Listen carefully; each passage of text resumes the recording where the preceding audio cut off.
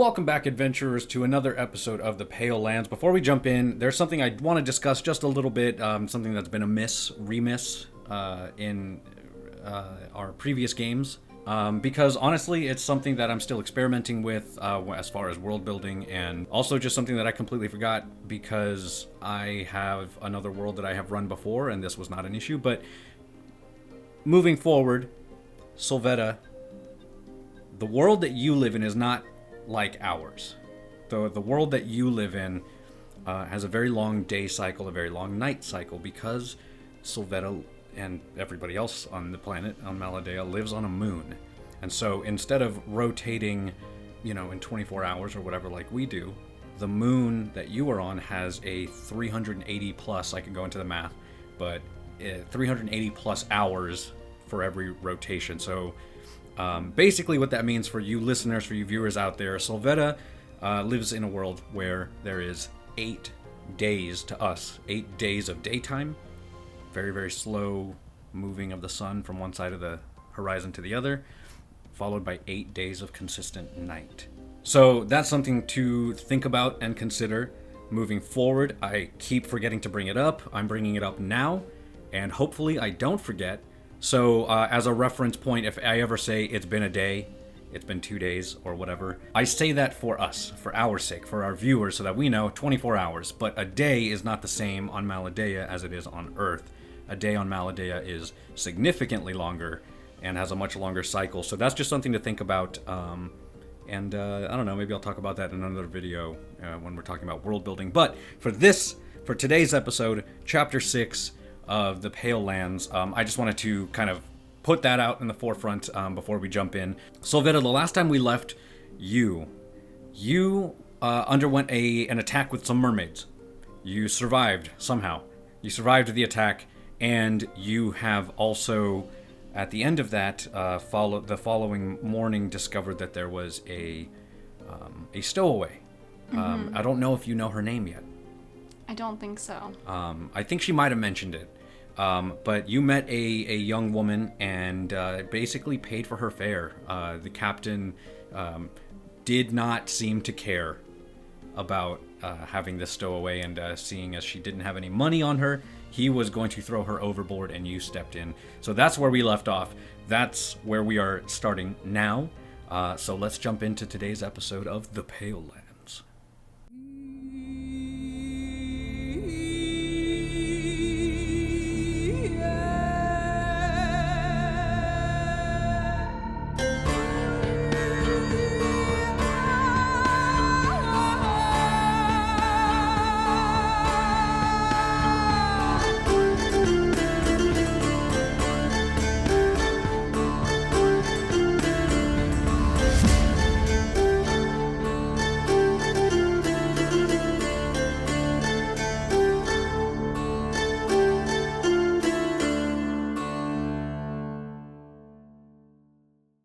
Sylvetta, you have been on the seas for about 2 days now.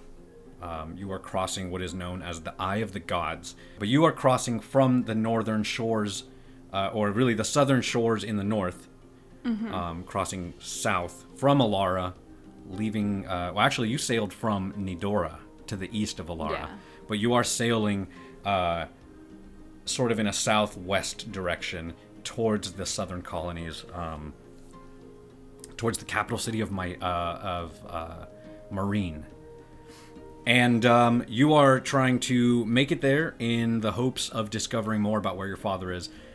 Insert quest log.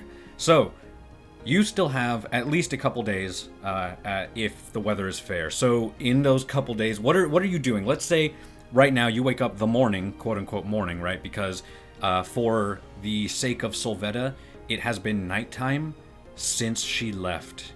So basically, the moment that you left the city, the capital city of Nidora, Saval, it has been perpetual night. So you know in your mind that you have at least 4 more days of nighttime, but quote unquote, it is morning. You are in the what's considered the long dark. You are traveling south. You have awoken in the darkness, and the ship is sailing and so far nothing has stopped it since last night's attack. So what are you doing? What are you doing on the ship while you are making that crossing southwards? I guess I'll get to know my my new roommate.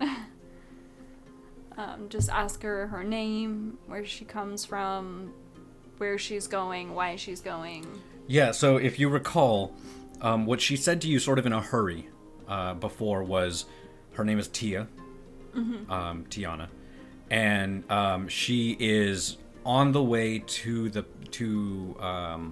colonies because her brother is a soldier of Alara, who is in the colonies and has been stationed there for a while, and she hasn't heard from him. So that's as far as you know. If you talk to her a little bit, you discover that that she is just looking to get in contact with her brother. As far as what are you asking her? I guess that's just kind of like the main things that I'm asking her. I mean, like once we dock, I mean, I'm gonna be going my own separate way of doing my own thing, and I'm sure she is. So just making, just checking on who she is, since we're gonna have her in our cabin and whatnot. The rest of my time, I guess, studying the map, just making sure I'm charting like where we're gonna be going, things that we should be looking for, brushing up with Eladir about those things. The expectations we might have. Yeah, you're talking to her, and Eladir is sort of looking at the map, and you, for a moment, just look back at him, and he is just staring at the map and just goes, Sylvetta, this doesn't make any sense. It will once we get there. It's just writing. It's writing on a map. The map isn't even very good, Sylvetta. You're telling me that this is supposed to guide us? We're gonna die. We're going to die if we follow this map, Sylvetta. Only if you think we're going to die. You have to be optimistic. I don't think that's how it works. I'm pretty sure that most people who die didn't expect to die. I'm really hoping. I'm projecting. I'm going to live. I am going to live. And he just you can tell that he's sort of going a little nutty. And it tends to happen. Really, it's sort of there's this weird transitionary phase because of the long days and the long nights, people have to kind of get acclimated to, and for people who live in fancy cities, there's ways of like getting around it, artificial light and things like that for people to sort of settle into it. It is not an easy life. Somebody on Earth would not be able to like settle into that lifestyle. It would take a lot. It'd be like living in the Arctic Circle for us. It's definitely not everybody can do it. But because of you're on Malidea, and humans have been living here for tens of thousands of years, it's kind of become a little easier to sort of manage that, and there's evolutionary things that have happened, right, to help humans sort of develop here. But there is sort of a moment, a few days, right, quote unquote days, where people, as like the first night is fine because it's nighttime. Yeah. And then the second night is like, okay, it just feels like a long night. But then by the third or fourth night, fifth night, people are starting to get a little nutty. And the same thing happens, right, on the other end of that. Once the sun starts to rise again after you've been in the darkness, people are, like, oh, they feel energetic. And then once the sun has been out for 3 or 4 days, then people are, sort of nutty again. It's just, it's sort of this, I don't know how else to put it, sort of a hormonal thing. Humans have just learned how to deal with it, but it's definitely not the easiest, and it depends on your genetics and who you are and all that.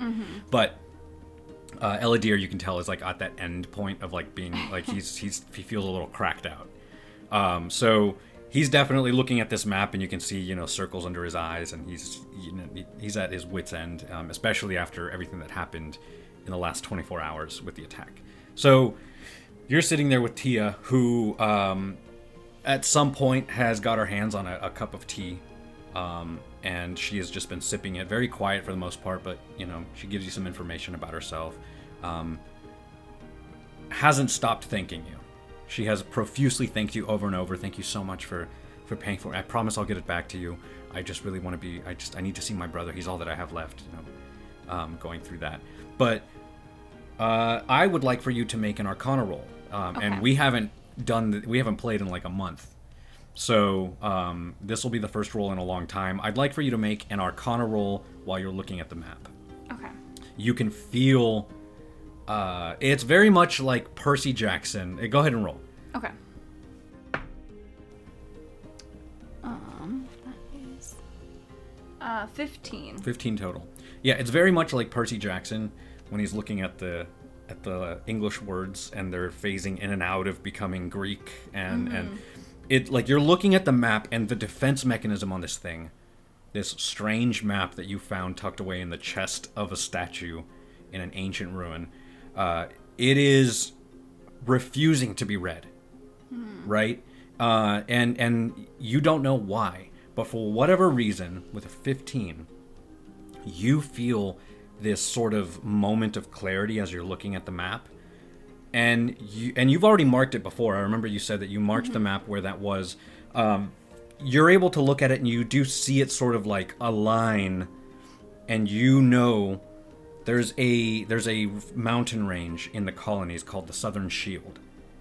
This X is on the other side of the shield, way south, and for you, really, it's more of just this moment of like, okay, I know exactly where I'm going.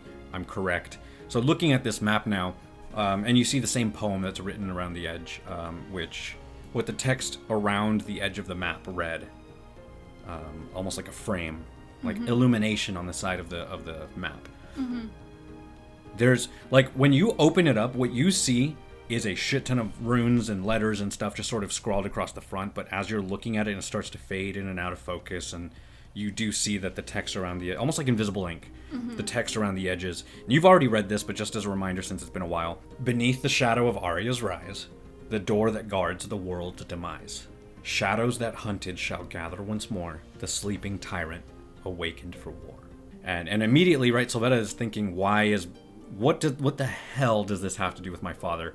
Why did he ask me to go to Istrakar to find this? Yeah. Why isn't he coming to me to talk to me? What sort of danger is he in? What does any of this have to do with him? What does any of this have to do with me? That's what's going through her mind right now.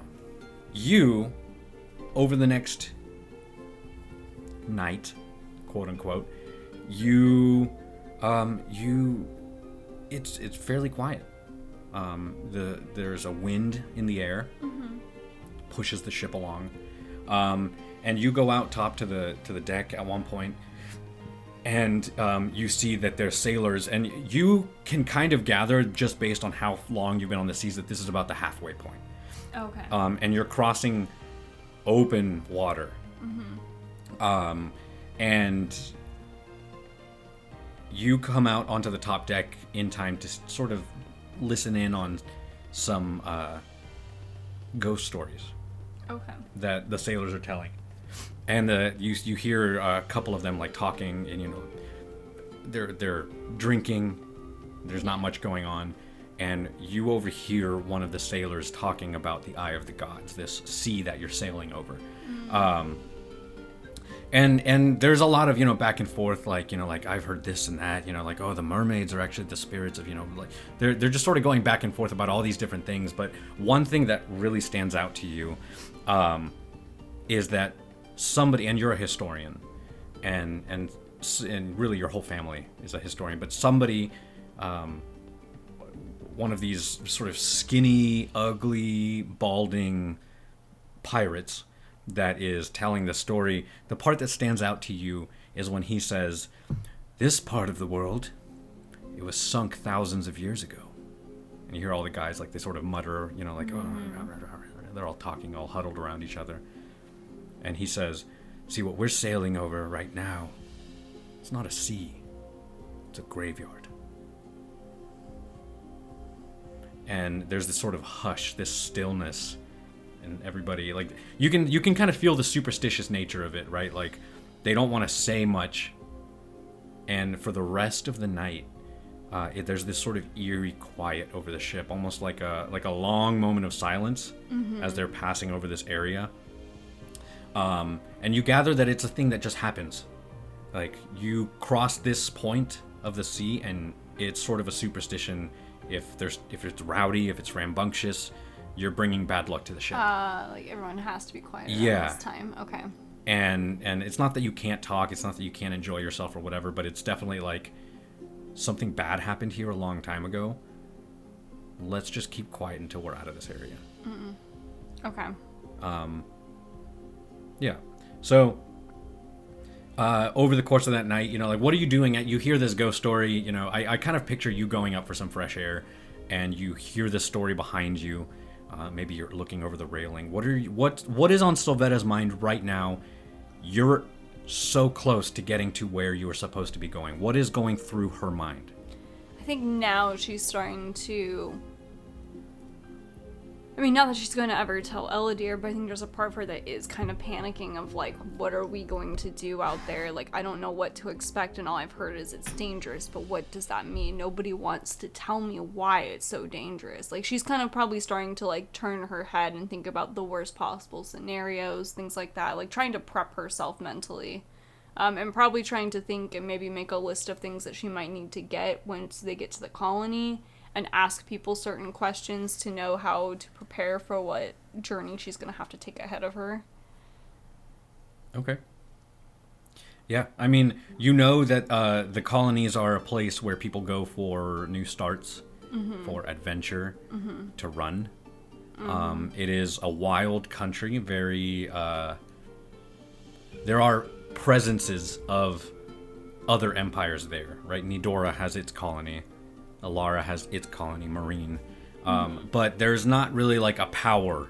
It's sort of like this coast of all these different governors that are sort of overseeing each of their own like stake of land that the empires that they're from have been like, okay, you're going to watch this area, you're going to watch this area. Yeah. But there is this sort of, because of the superstitious nature of the colonies and stuff, there's this sort of internal community that has been created where they make their own rules. And, you know, to hell with the Empire, to hell with the people who are telling us what to do. There's definitely a wildness to it. Yeah. But because of that, you know that there's lots of places for people to go here in the colonies and get what they need for whatever they're doing. What people don't do is go farther south than the Shield. Yeah, which is what we're doing. Yeah. And so, and you know this, even though you've maybe I don't think Sylvetta's ever been to the colonies. No.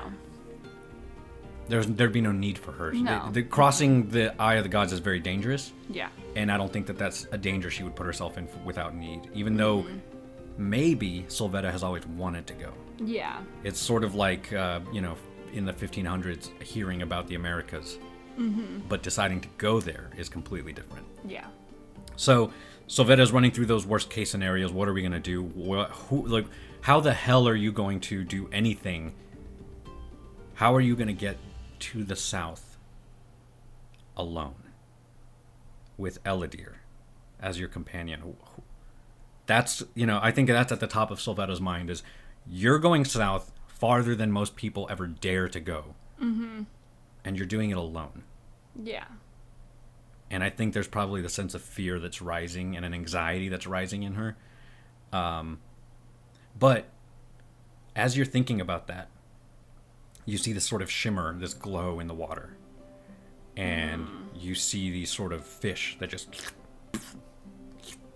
almost like dolphins, but tiny. Like, I'm talking like the size of like a chihuahua.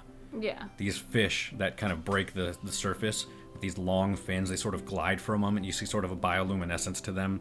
Almost like spots. Not really like striping or anything like that. It's like spots, like freckles on them that glow. Yeah. And then... and you see shimmering in the water... as you see a school of these fish in front of the ship, sort of moving along it, lighting the way.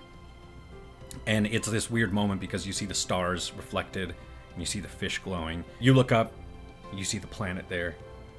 You see aspects of its moons, and you see all of it just sort of reflected in the water, and then this beautiful life in front of you. And for a little moment, there's a sense of hope. Do you do anything before you settle down for the night? Probably just taking some rum or something to Elodie just to kind of try to cheer his spirits up. Ah, thank you.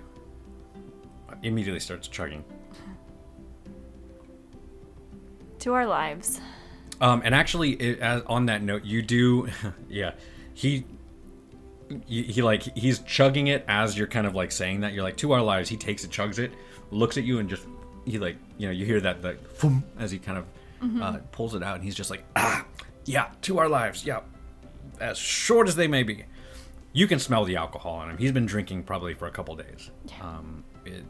Very much so. He's not a sailor. Doesn't want to be here. Is only here for you. Is only here for whatever reasons he has for being here. You wake up to the sound of a bell. Just the ding, ding, ding, ding, ding, ding, ding. And you come out top.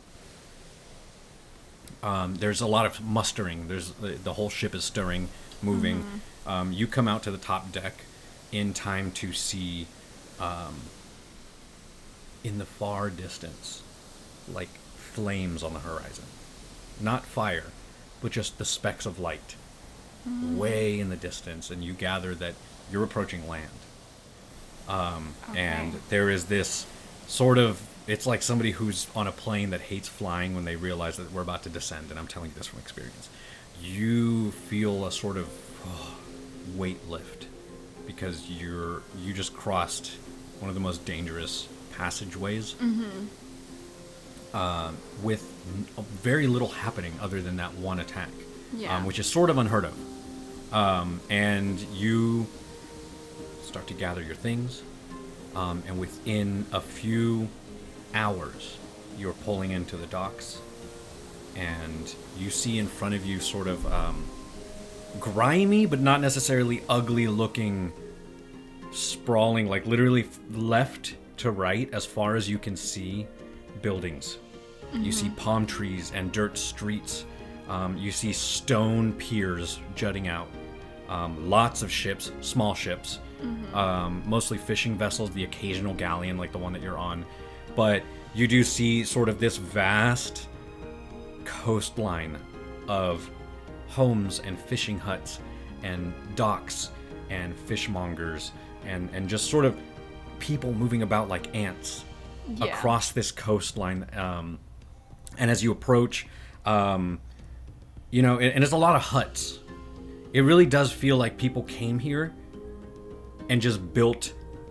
They literally stuck a flag in the ground, claimed the land, built their thing, and it's been there ever since. And with so many people doing this, it's sort of just the city has jutted up around them. And you see elements of the Empire of Alara, right? You've made it to Marine. You see elements of, like, you look around and you see that there's a couple buildings that have the flag of Alara, right? The red flag with the white wolf on it. But you don't see like a large military presence. You don't, it feels very sort of like temporary.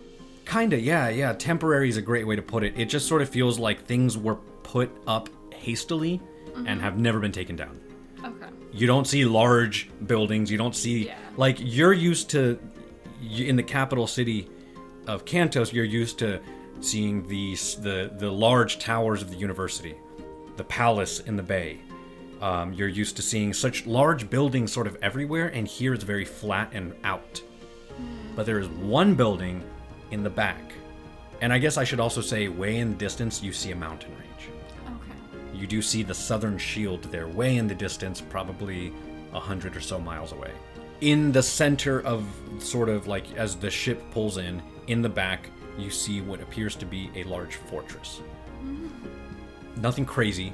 Looks like it's made out of mud or clay or stone from like where you are here. But Tiana has her bag up on her, and you can see that she has sort of, when you make your way up, she's already been up. The ship pulls into the docks. The sailors start, throwing their lines. They start getting ready. It takes some time, but eventually the plank hits the dock and people start disembarking. And you tell me, what do you do? Well, I guess first I'll ask the captain what his plans are, like if he'll be returning to the Pale Lands anytime in the future. When he gets there, you walk up to him, and he turns around, like he's in the middle of barking orders. He turns around and gives you this like exaggerated bow, where he's like, "Welcome, love." You can tell he's a little drunk. "Welcome. I got you here safe. I said I would." And you ask him, if he's gonna be back, and he's like, we're probably gonna stick around for a little bit. Not too keen on going back. Not yet." Okay. Just checking for when me and my companion return to get back to the mainland after everything. He kind of gets in kind of close to you. You smell the alcohol in his breath. I feel like Sylvetta kind of instinctually, Steps back, yeah, just kind of recoils a little bit, and he's just like, if you're gonna tell me that you miss me, you could just say it, love." I'm just looking for a way home. Yeah, of course. And he kind of gives you this wink and gestures with his hand, and you sort of follow the rest of the sailors off of the gangway, if that's the term, insert nautical term, and you make your way down the plank onto the docks, firm land for the first time in days. And there's this sort of uneasy wobbliness to you. Elodie. I was gonna say, I imagine Elodie is just puking right now. Yeah, probably. And you're not sure if it's the hangover or if it's because, but Elodie hits, like, he goes out onto the dock.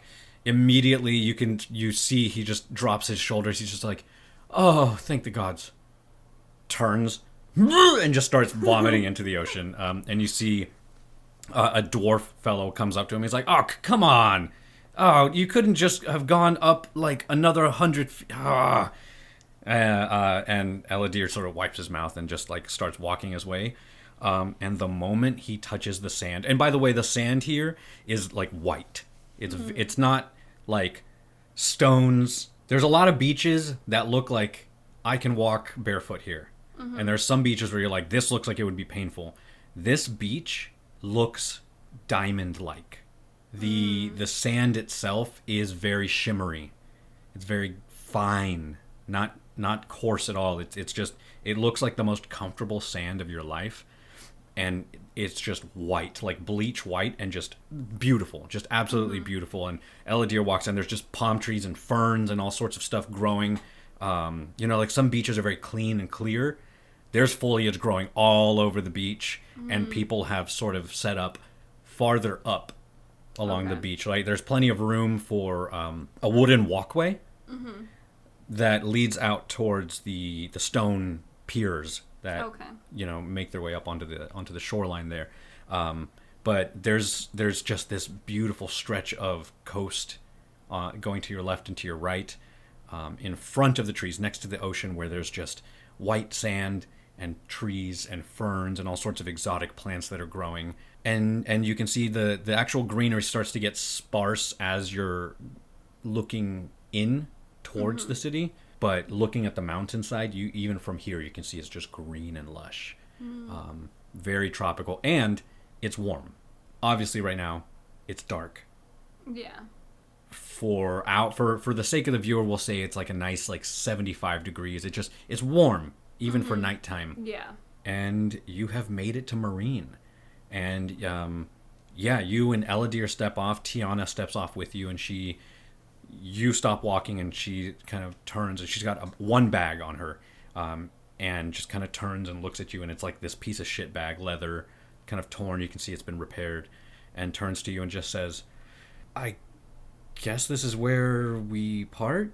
I don't know what it is that you're doing here. I guess I just never asked." I guess I'm kind of the same as you. I'm looking for somebody else here. My father left a while ago, and I hadn't seen him for a long time, and recently he sent me a letter and basically asked me to come here for some reason. I still don't know, so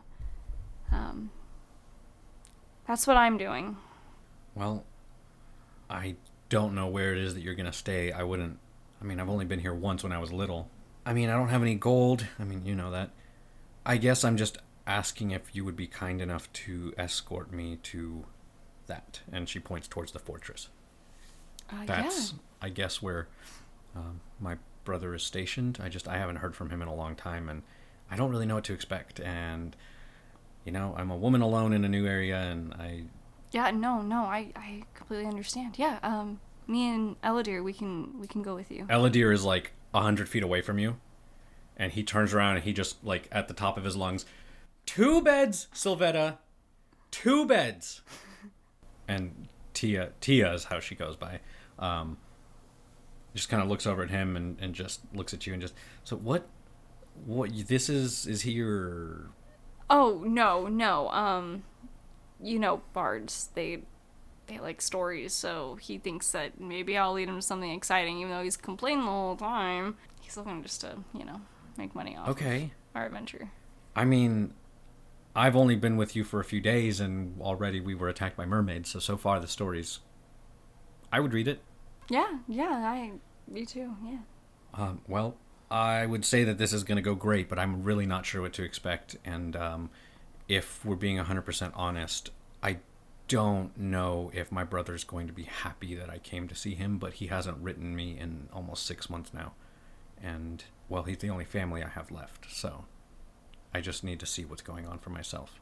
No, I don't blame you. I mean, that's the same reason why I'm here looking for my dad. He's all I got too, so let's go see about your brother first, and then we'll decide what we're gonna do after that.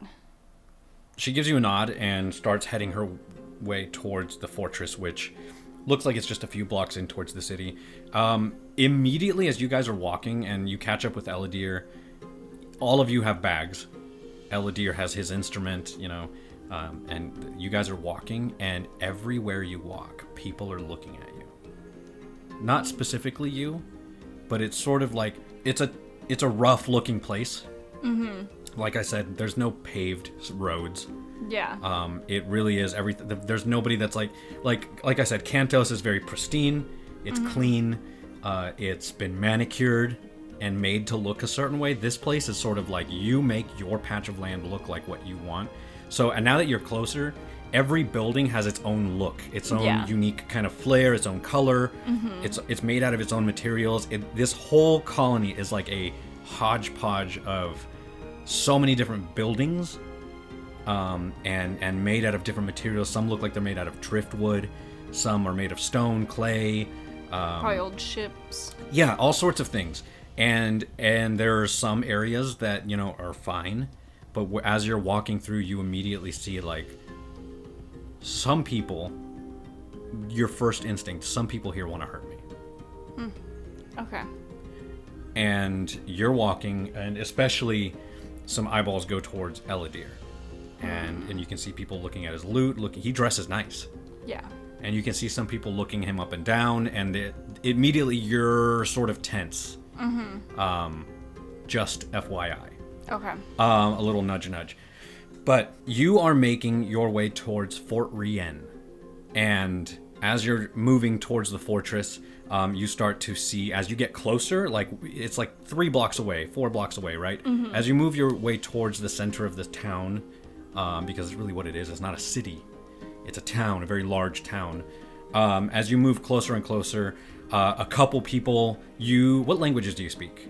I speak Nidorian, Rainian, Eldari, Common, and a Thieves' Cant from Kantos. Okay. I love that what's your background? Are you a noble? No, I'm a sage. Sage, okay.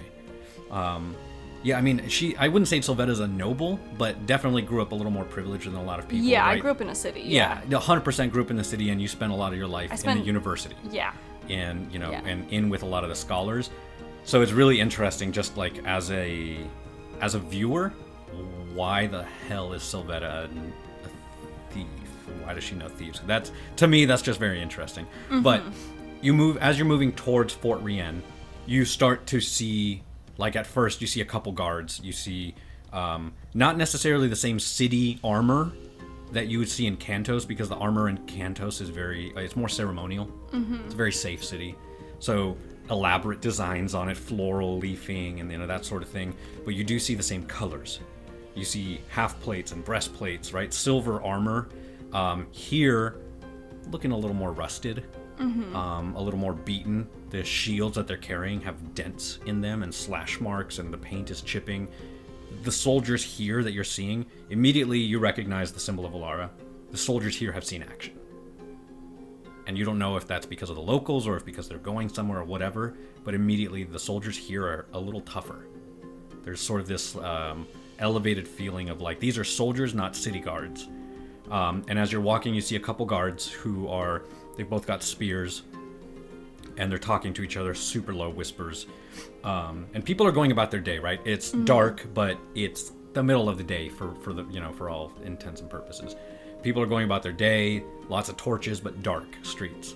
And you see a couple guards who give you this look as you're walking towards the fortress. And now you can see that there is a fortress with iron gate, like a waffle pattern. I'm not really sure. It's a portcullis, right? It's bars going bars going up and bars going horizontally, but there's holes in it, square holes, if that makes sense. I'm just trying to explain that for the viewers. But you see these iron double doors that are like, I guess a portcullis is inaccurate because that goes up and down. But there's iron gate that has been thrown open, and there's guards at the front, and you can see that in the distance now. You see there's torches along the wall, you see armed presence along the fort wall, and inside you can hear voices and stuff. And there's a couple guards who look at you, and the moment you pass by them, one of them gets off the wall, starts walking towards you. Stop. And Tia immediately freezes. You see her hand kind of goes to her pocket. What do you do? I'll wait for him to address us. He like double times, walks in front of you. He's got a big tower shield, if you know what that is. Basically the size of his torso. Kind of puts it in the ground, sticks it in the ground so it's sort of a barrier, and leans on it and looks at you. And the other one, you can hear him walking behind you. And Eladir is just like, Sylvetta, Sylvetta. And the guy looks at you. What are you doing here? My friend here has somebody who's family, who's soldier. We're just checking on him. He looks at her, and your family that's stationed here. She gives a nod, looks at the other soldier. All right, well, what's his name? And you see her hand like gets really, like, you see she's like white knuckling a dagger that's in her pocket. And what do you do in that instinct? Like, you see her doing that, right? Like, you can feel the tension, and Eladir is sort of hiding behind you. Yeah. He's hiding behind you. So, what is your instinct in this moment? Like, how?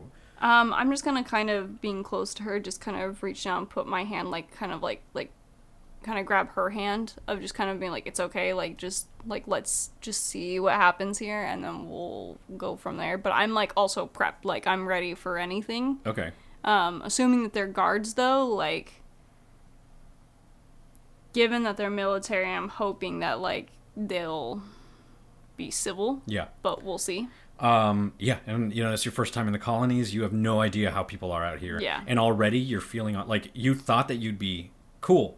Yeah. Being off the ship, and I've been around shady people before, but this is a different level. This is like somebody could kill you here and nobody would ever know. Yeah.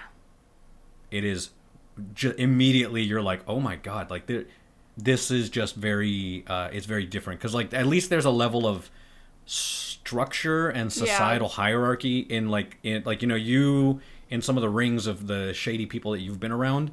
There's still a level of like, this is my city. Yeah, and like a respect to the law. Yeah, this is like, if you look at somebody the wrong way, things could get bad. Yeah. And you're feeling that, and you're not sure how to react to this soldier. You see she tightens her grip. You put your arm on her, or you grab her hand? I'm just kind of like lightly, like kind of like even so like he wouldn't even really notice, just like kind of like grabbing her, like the side of her hand or whatever. She kind of twitches for a moment and then relaxes. His name is Marcus.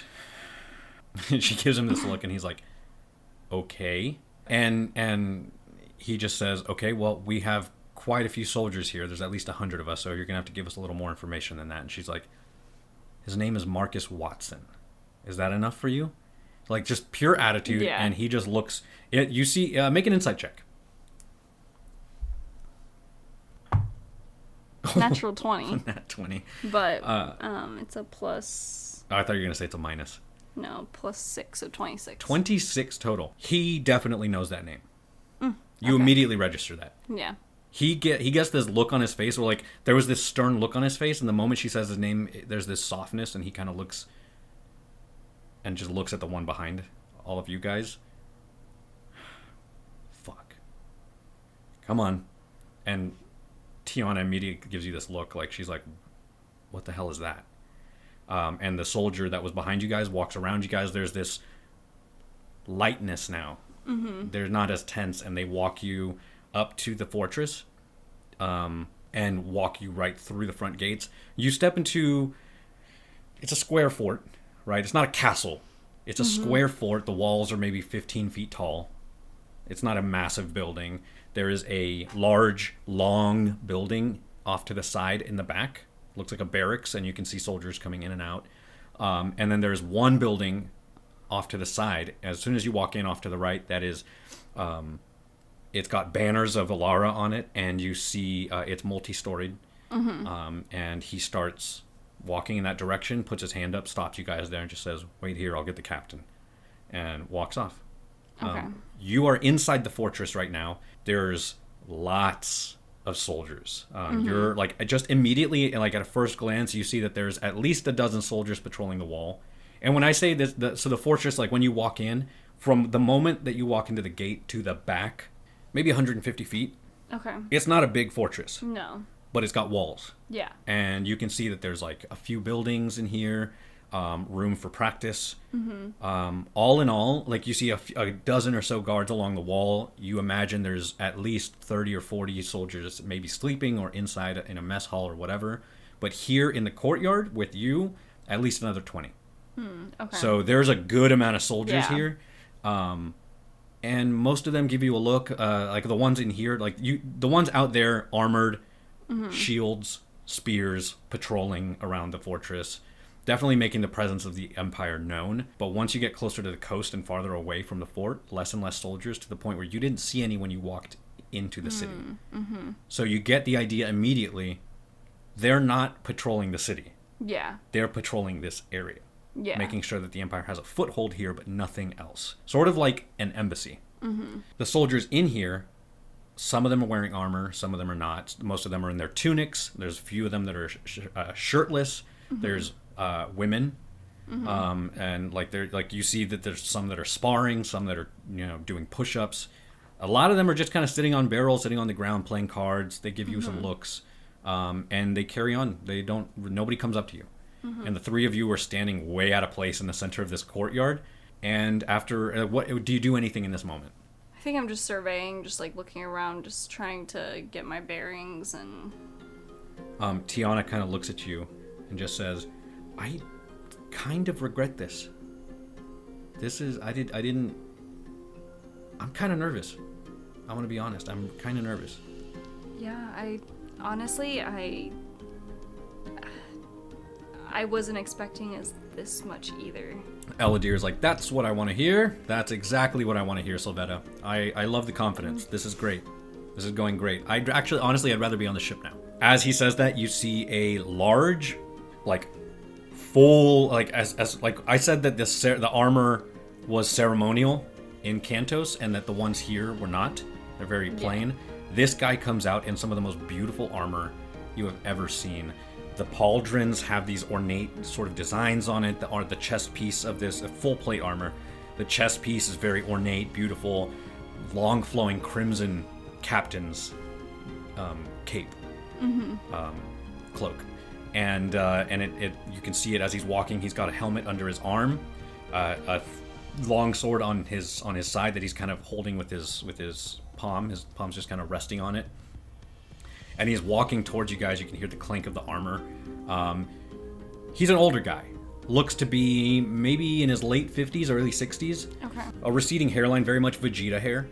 But the hair itself is very wavy and sort of like slicked back and off to the side, so it's just sort of out of his face.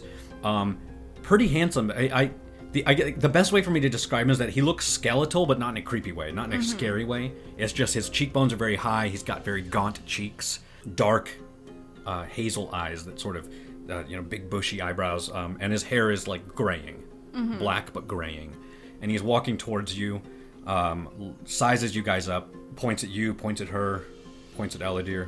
Which one of you is the relation of Marcus Watson? And Tia kind of puts her hand up. Right. Well, there's no easy way to say this, so I'm just going to say it. He was stationed at an outpost near the Southern Shield, and, well, we have lost contact. And you see Tia immediately just goes silent, and her face kind of drops. What does that mean?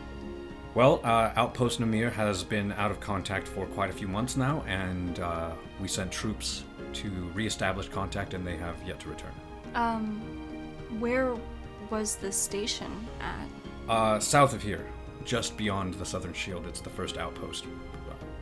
If I give you a map, would you be able to mark it? You see, he raises an eyebrow, and he's like, "Sure. Do you plan on traveling there?" I have to travel that way anyways, so I might as well see. You heard what I just said. I did, and no matter what you say, it's not going to change the fact that, yes, I am traveling that way. Tia speaks up. I am too. Eladir, throws his hands up. I guess I am too. I guess I'm going. I am going there, to the place where nobody has heard from them. That's where we're going now. He just turns around and goes and sits in the center of the courtyard and just sits down on the ground crisscross and then just lays back and stares at the sky. It's just on the ground behind you guys. You see the captain is sort of sizing you guys up. He's looking at you. I'm not going to pretend to care, because I don't know you, and I don't care if you decide to go, but I strongly advise you to reconsider. I have no choice. What business do you possibly have? Business of my own. You see, he thinks for a moment. You can see he's fingering the edge of his he's holding the helmet. He's sort of grabbing the edge and he's considering. You see, he's moving his hands, he's thinking. He's fidgeting. You and your companions can stay here for as long as you like. The soldiers won't bother you, I swear. But the sooner you accept that your brother is dead, the better. Well, I've said what I said, and I'm sorry. And he turns and walks away. The cloak just kind of billows, and he walks off. And you guys are just standing there. And there's another soldier who's kind of with him, the one that went and got him, and he's just kind of, right, well, I will show you to your quarters, I suppose, and just walks off, shows you guys. He brings you to the barracks, the long building there, and there is a sort of back area that's sort of divvied off. And it looks like maybe an officer's quarters or something. Looks like it hasn't been used in forever. One of the rooms looks like it's been, there's 3 rooms in the back, 3 doors. And one of them looks like it's just been used as storage, and one of them looks like it hasn't been cleaned. And the other one looks like, okay, occasionally somebody will stay here.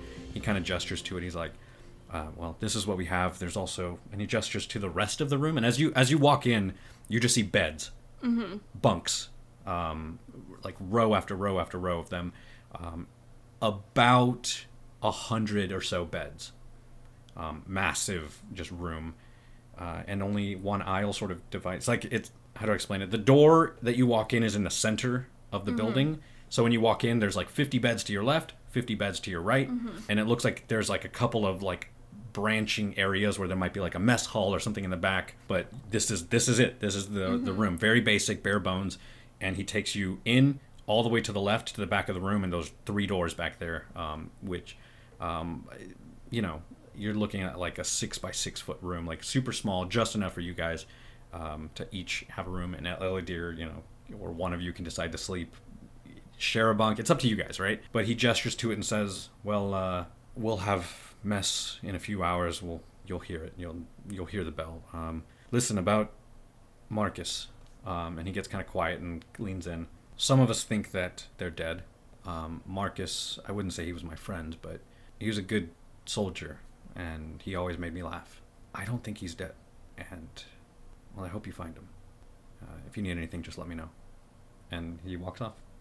Tia goes into one of the rooms. She goes into the shitty, nasty one that's it's just dusty is what it is. It just hasn't been used in forever. She throws her shit down, just poof, the plume of dust goes up.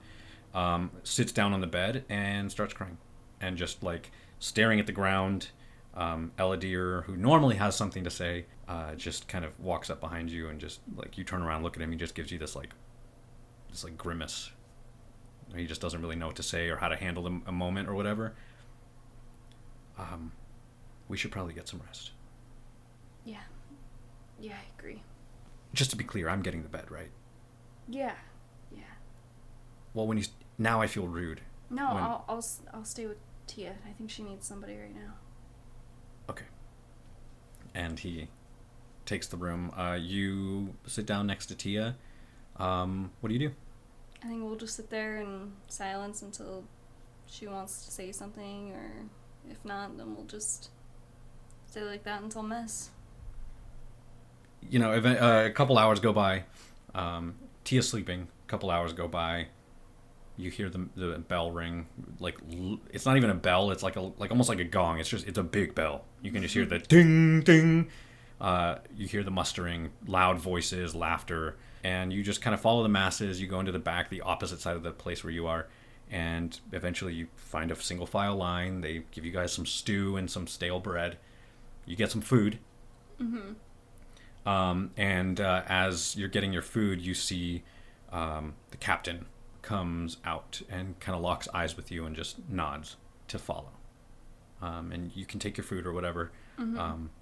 He walks with you into the courtyard. And Eladir kind of looks at you, gives you this look like, are you good? Like, is everything okay? you just give him I don't know. I don't know. Yeah. He just, he does the like, okay, I'm going to keep an eye on you. And the captain walks off with you and he says, I don't know if I introduced myself. My name is Captain Salvi Wright. This here is Fortress of Rien, and these are my troops, the Crimson Mantle. Look, I want to help, and I will be honest with you and transparent that this position here, this fortress, is not a position of glamour. What are you doing here? Well, similar to my companion, I have a family member who is missing as well, and I kind of give him like the backstory of growing up in Cantos and my father being who he is, and the work that he did. You see, when you're talking about the city, he's like, oh, I've been there, I know Cantos. It's a beautiful place. You see there's like a little bit of a glow, like a smile kind of pops up where like he's reminiscing and thinking about his early days or whatever. Yeah. And I don't know your father, but I know the university. It's quite prestigious. It is. So I ask again, what brings you here?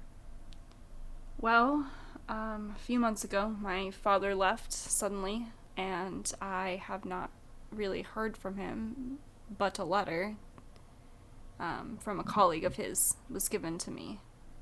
And that colleague led me out somewhere in the Nidoran wilderness, and we came across these ancient ruins where I found this map.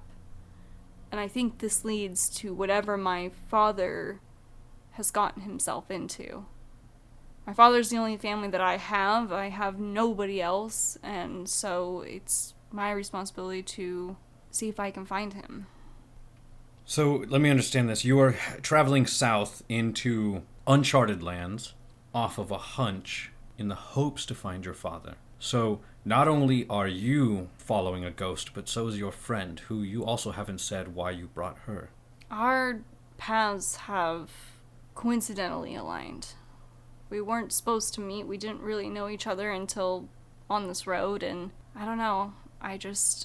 Knowing who I am, I can handle myself, but I don't know her, and I don't want me not even trying to help her, at least to be on my conscience. So you mean to leave her behind? I don't know if that's even an option. Would I prefer it? Yes, but I can't force anybody to do anything that they don't want to do. What would you ask of me? Man, I don't even know. Intelligence. Maybe even a guide, if they could even just get us somewhat close. Supplies. Just information on what to expect, or, anything that could possibly help. You can see he's got a bowl of stew in his hand. He's been kind of sipping it, like miso soup style, just sipping it, chews the occasional vegetable. Mm-hmm. And he gestures with the bowl in his hand, spills some of it, and gestures to the fortress. Do you know anything about this place? No, not really. She gets a little quiet. And he starts to walk, and you kind of walk with him away from everybody. Soldiers that are stationed here as punishment. They are brought here because they are unworthy, or so they are deemed so. I am the leader of the unwanted, if you would put it that way, I suppose. You can see this sort of like this sad smile that comes up on his face. I say this because I don't want you to think that we are not heroes, that we are unwilling to go to the outpost because we're evil or because we don't care. We are here because we have to be. And I have sent too many men. I've sent too many to that outpost that haven't come back, and I don't have it in me to send any more out. If you need supplies, I will give you what I can. If you need a bed, you have it for as long as you need it. He gestures for you to take out your map. You pull it out. He marks the map. That's where the outpost is, and it's like really close to the mountain range. It's like just on the other side. That's the outpost. I don't know what you'll find there, and I would strongly recommend that you don't go. But if that's where you need to go, I wish you luck. Don't travel by night. Maybe what you need is not a soldier. I hope you're right. And he like chugs the rest of the stew and just wipes his mouth. Good luck. I'll see you off. And Thank you. He walks off. You do anything else before bed? I'll probably just fill in Malidea and Tia. I won't even mention her staying at, like, I'm not gonna fight her on that. I just know if I was in that circumstance, I would do anything to have to go. Yeah, because it's been a few hours. She got some shut-eye. When you return to Malidea, she's up, and you see that she is discussing back and forth with, like, angrily talking to some soldiers before one of them kind of throws their hands up, and you see she's standing there, and she's got her back facing you, so it's kind of hard to see what's going on, right? Everybody's facing away from you, but the guy throws his hands up and walks away. And when she turns around, she looks at you and she's holding a long sword. And she unsheaths it and starts to swing it. And there's some grace there. And you can see that just by the way she's handling the sword, she seems to know what she's doing. And she swings it a couple times and sort of feels the balance in it. And then locks eyes with you. And for the sake of brevity, you guys, you spend some time here in the fort. Eventually you go to sleep for the evening. Again, evening, quote unquote. You go to sleep for the evening. Sylvetta, you open your eyes to a sort of fog-filled, empty version of this town that you're in. Like, you open your eyes, you were in bed, but now you're standing in the center of this town, in the center of Marine. There's fog, thick fog. You can barely make out the torchlight. And you see this sort of glowing light opposite you that just sort of fills your vision, this glowing light that just gets brighter and brighter before you see a woman that looks like she is made of golden fire. This feminine figure, hair that's like flames, just moving and rising, very long flames that just sort of lick upwards, eyes that are bright white. Like, you can't see pupils, no other really distinguishing facial features because it's just sort of blinding to look at her. You can see that she's very lithe, but there's a muscular kind of ness to her. And she walks forward and stops like just in your vision. And when I like, there's no, it's sort of like Sailor Moon when they do their like transformation. There's no clothing because they're just light. So it's kind of hard to make out any sort of armor or a feature what they're wearing or anything. She is just a silhouette of blinding golden light that is just staring at you, and you're kind of having a hard time focusing, and she's staring at you, and you hear her voice sort of echoey, no movement of a mouth or anything, just in your head. You hear her say, "I have slept for millennia. Yours is the first of your blood I have sensed in many ages. They seek a darkness, but fear not, child. What they will find is light." And you open your eyes. And you're in bed, and Tia is now in armor. Looks like armor that, it's not the greatest armor, but they were able to find armor that fit her, and she's sort of hugging this sheathed sword that looks sort of rusted and is just right there. And you wake up, the slightest faint hint of light on the horizon has started to pop up. You're sort of leaving the dark nighttime and starting to go into the dawn period, which lasts about 24 to 48 hours of this, lightness that's coming. So over the next couple days, it'll get brighter before you're in full daylight again. Yeah. But you wake up, you start to go about your thing. First of all, what do you do after waking up? Probably just ponder that for a little bit, but I'm not gonna tell anybody anything. It's just too. You're not even sure if it's strange. Yeah. It's like what an odd dream. Yeah. You start to go about your motions, and you walk outside, and you see the courtyard is sort of basked in this weird sort of dawn, like it's like 5 a.m, 6 a.m light, if that makes sense. Yeah. And you see a beautiful white horse in the center of the courtyard, and Selvi, the captain, is packing the horse up. And he's in full armor, and he turns around and looks at you and leads the horse over to you.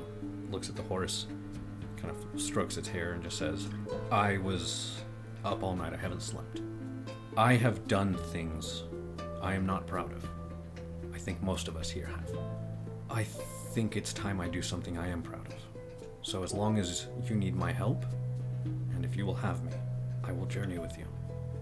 Of course we'll have you. And I stick out my hand to shake his. He shakes your hand, and you see he sort of unsheaths his sword and raises it into the air. And you hear, the sound, that ring of the sword being unsheathed sort of permeates outward, and there's a sort of quiet that comes over, and soldiers on the wall, you can hear this a conch that gets, not a conch, but a horn that gets blown.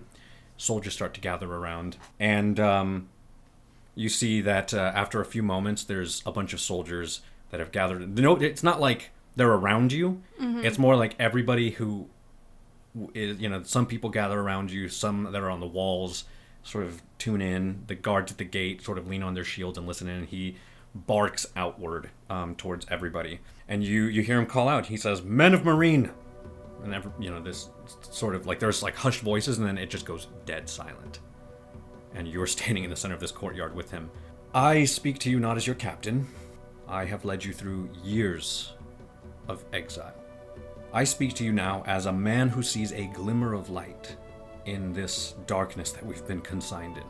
We have all felt the weight of our past and the disgrace that has marked our days here in this fortress. And you see a few soldiers kind of like look around. We've lived like shadows.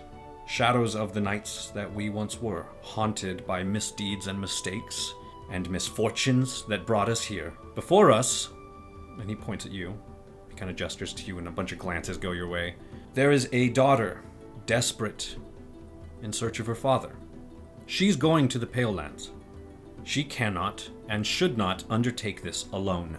There's some whispers and murmurings and stuff around you. Her father is lost in the shadows, south of the shield.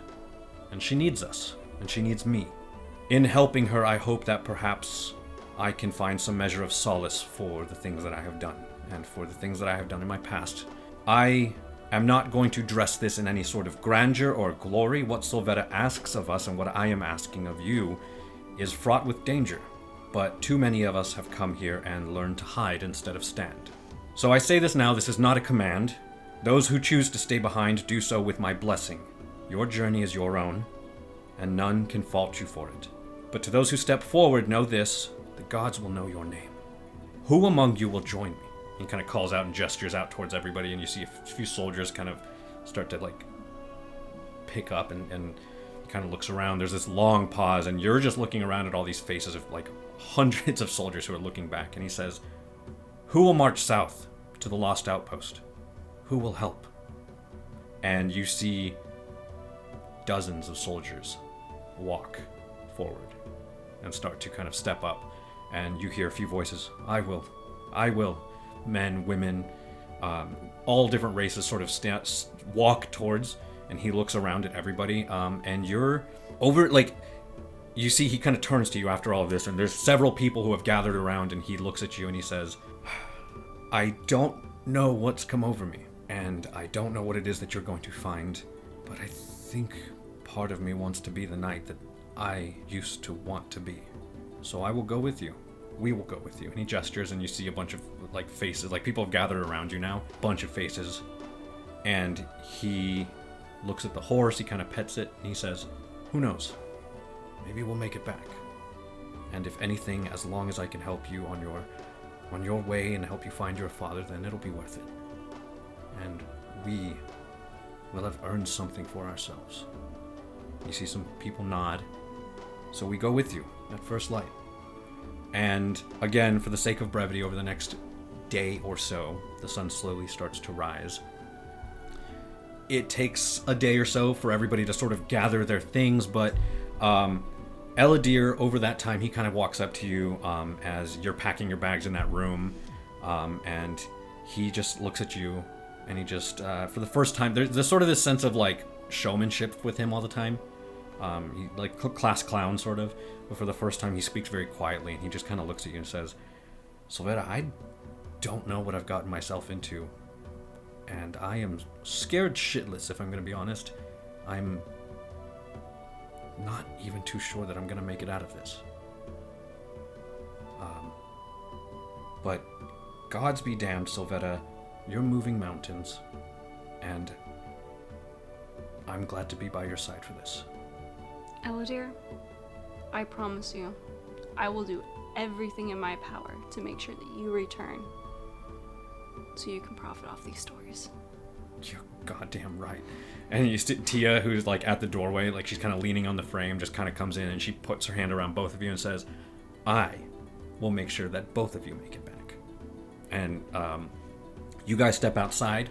You leave the fortress over the next couple of days with a company of about 24 soldiers of Marine. You march south out of the fort in full force. People in the streets move out of the way. The sun hasn't crested up yet. It's like morning time. Mm-hmm. It's just perpetual morning. But as you're walking, people move out of the way. Armors have been cleaned. Swords have been sharpened. There are horses. There is a long caravan of about 30 or 40 soldiers, including yourselves. And apparently you have yourself a little party. And you and all of these troops march out of Marine and towards the southern shield. You see this, like in front of you, there's this gleaming armor, these flowing capes. You see the soldiers bearing the crimson banners of Alara. Far off in the distance, you see that mountain range, this lush green mountain range. And the wolves of Alara are marching south for the first time in a long, long time towards the outpost of Numir, the forgotten outpost, the lost outpost.